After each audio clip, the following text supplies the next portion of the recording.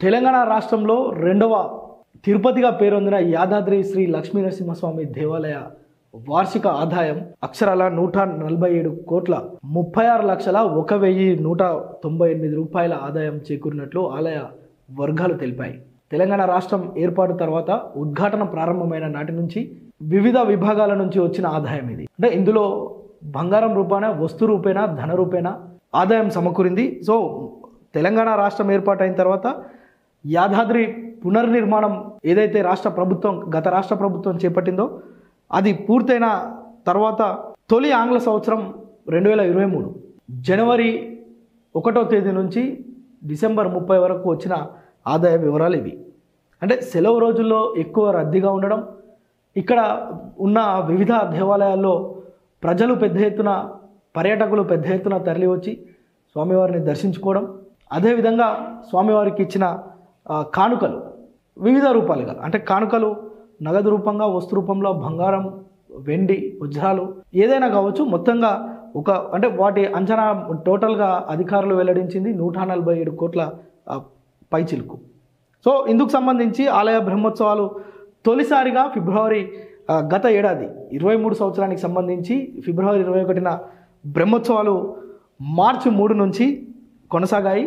So ఈ వేడుకలతో పాటు అనుబంధ శివాలయాల్లో చండీ హోమం, రుద్రహోమం, మహారుద్ర హోమం, ఆర్జిత సేవలు, సో వీటన్నిటిని ప్రారంభించడంతో పాటు చిరుధాన్యాలతోనే ప్రసాదం, లడ్డు ప్రసాదం కావచ్చు, లేదంటే ఆ ఆలయంలో లభించే ప్రతిదీ కూడా చిరుధాన్యాలతో చేయడం, అదేవిధంగా అక్కడ జరిగిన పూజల వద్ద వచ్చిన ఆదాయం కావచ్చు, ఇది పూర్తిగా ఆలయానికి చేకూరిన ఆదాయం ఇదంతా. అయితే ఆలయంలో ప్రత్యేకంగా వృద్ధుల కోసం ఎలక్ట్రిక్ బ్యాటరీలతో కూడిన వాహనాలను అంటే దాతల సహకారంతో ఆలయంలో ఏర్పాటు చేశారు. గుట్టపైకి వచ్చిన తర్వాత ఆలయం వద్దకు చేరుకోవాలంటే కొంత ఇబ్బంది, అందుకే బ్యాటరీ సదుపాయంతో నడిచే వాహనాలను అధికారులు ఏర్పాటు చేశారు. అదేవిధంగా దైవ దర్శనానికి భక్తులు విపరీతంగా రావడంతో ఇక్కడ విఐపీల దర్శనం, అదేవిధంగా బ్రేక్ దర్శనాలను కూడా గతేడాది అధికారులు ఇక్కడ ఏర్పాటు చేయడం జరిగింది. సో ఇక్కడ నిఘా కోసం ప్రత్యేక కంట్రోల్ రూమ్ ఏర్పాటు చేశారు, సీసీ కెమెరాల పర్యవేక్షణలో ఉంటుంది. అంటే ఈ తెలంగాణ రాష్ట్రం ఏర్పాటైన తర్వాత యాదాద్రి మీద దృష్టి పెట్టిన కేసీఆర్ ప్రభుత్వం ఇక్కడ అనేక సంస్కరణలు చేపట్టింది.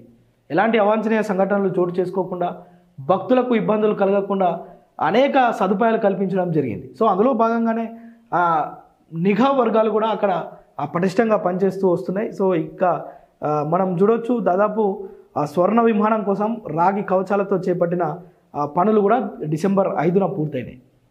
సో ఇలా చెప్పుకుంటూ పోతే యాదాద్రి అభివృద్ధి కోసం గత ప్రభుత్వం అనేక వ్యయం ఖర్చు చేసింది, ఎంతో డబ్బులు ఖర్చు పెట్టిన పరిస్థితి మనం గత ప్రభుత్వంలో చూసినాం. సో మొత్తానికి విద్యుత్ బిల్లులో రాష్ట్ర ప్రభుత్వ చొరవతో రాయితీ కల్పించడం ద్వారా 4 నుంచి 5 లక్షల ఆదా అయింది దేవాలయానికి.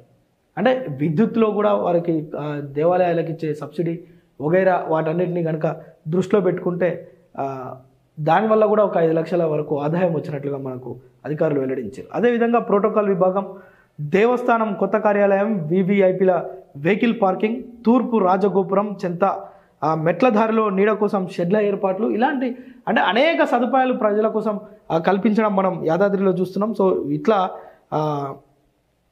బస్సు సౌకర్యం కల్పించడం, అదేవిధంగా భక్తులకు ఇబ్బందులు లేకుండా అనేక సదుపాయాలు ఆలయంలో కల్పించడం, వీటన్నిటిని పర్యవేక్షించడం కోసం అప్పటి రాష్ట్ర ముఖ్యమంత్రి అధికారులతోటి అనేక సార్లు రావడం, అదేవిధంగా పునర్నిర్మితమైన యాదాద్రి క్షేత్రాన్ని ఆగస్టు 22న ప్రముఖ స్వామీజీ శ్రీ శ్రీ శ్రీ త్రిదండి చిన్నజీఆర్ స్వామి కూడా దర్శించుకోవడం, అదే జూలై మాసంలో గణపతి సచ్చిదానంద స్వామి, అదేవిధంగా కంచి కామకోటి పీఠాధిపతి 2వ శంకర విజయేంద్ర సరస్వతి కూడా దేవాలయాన్ని సందర్శించుకోవడం మనం చూస్తున్నాం. ఇలా అంటే దీనికి ఉన్న విశిష్టతను దేశవ్యాప్తం చేయడం కోసం రాష్ట్ర ప్రభుత్వం చేసే కృషి రాష్ట్ర ప్రభుత్వం చేసింది. వివిధ రాష్ట్రాలకు చెందిన స్వాములు, పీఠాధిపతులు కూడా, మఠాధిపతులు కూడా ఇక్కడికి రావడం, వివిధ ప్రాంతాల నుంచి అంటే ఢిల్లీ, కర్ణాటక, పంజాబ్, ఇతర రాష్ట్రాల నుంచి కూడా భక్తులు, గవర్నర్లు కూడా ఇక్కడికి వస్తూ ప్రత్యేక పూజలు చేస్తున్న పరిస్థితి మనం యాదాద్రి శ్రీ లక్ష్మీ నరసింహస్వామి దేవాలయంలో చూస్తున్నాం. సో ఇది టోటల్గా వీటన్నిటి సదుపాయాలు కల్పించడం, వీటికి పెట్టే ఖర్చులు వీటన్నిటిని పక్కకు పెడితే